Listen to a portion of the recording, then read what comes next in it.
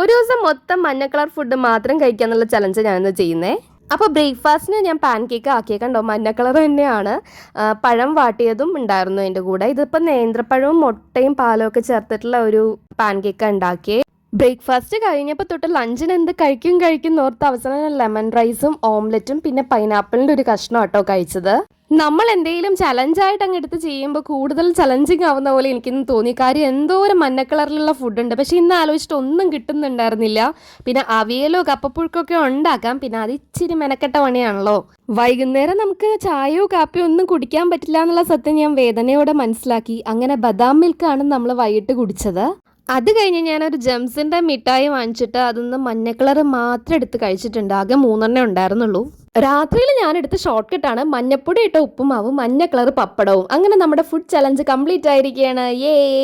Next ഏത് colour challenge ചെയ്യണമെന്ന് comment ചെയ്തോളൂ.